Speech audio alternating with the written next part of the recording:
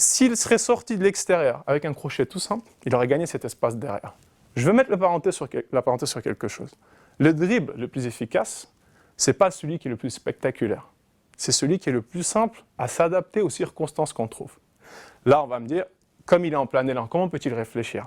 Mais c'est là que des perceurs de défense comme Neymar, Robben ou Messi ont l'intelligence du dribble. Non seulement l'intelligence du jeu, mais ils arrivent à réfléchir pendant qu'ils sont en train de dribbler.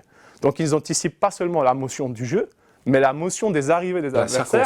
Et ils calculent par rapport aux circonstances pour être dans la meilleure place. Ici, c'est très bien.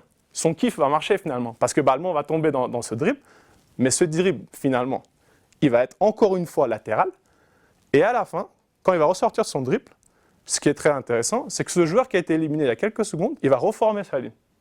Donc finalement, on reste dans le même principe de dribble, un dribble de construction, mais un dribble beaucoup plus latéral que vertical. C'est pas le gars qui reste le côté droit comme Thauvin, comme Dembélé, sont des joueurs différents. Explique-le aussi, parce que pour le grand public, on a l'impression de dire, bon, on a compris qu'Mbappé est spécial, qu'il est quand même au-dessus des autres, mais on a l'impression qu'il est un peu comme Dembélé, comme Coman et un peu comme Martial, mais en étant supérieur, alors que c'est pas du tout le même style de joueur. Non, c'est pas la même chose. Alors explique-nous. Tout à l'heure, on va le voir en chiffres. Oui. On va le voir en chiffres pourquoi déjà il est différent des autres. Mais là, on va parler un peu de son style de jeu. Oui. Ce que Mbappé a, que les autres n'ont pas, ou on peut, c'est l'intelligence du dribble. C'est-à-dire qu'il est intelligent dans le jeu, mais au moment de dribbler, il va prendre des fois 3-4 touches pour éliminer, et des fois il va jouer une seule touche. La différence qu'il y a entre Mbappé et les autres joueurs qui jouent sur un couloir, qui sont assez rapides, c'est les touches de transition, Didier.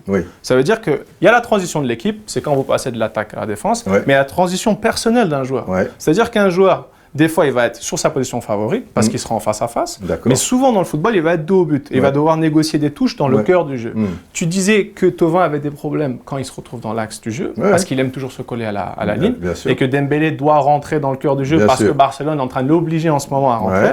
Mais Mbappé, de nature, quand il joue dans l'axe, il est très technique. Il a déjà ça. Voilà. Et c'est ça qui fait de lui un joueur supérieur aux autres joueurs. Il n'est pas seulement un joueur qui va aller tout droit, utiliser sa vitesse et son explosivité, mais dans la construction, les passes, on voit qu'il est supérieur aux autres. C'est ça qui est le petit signe qui montre pourquoi il est plus fort que les autres.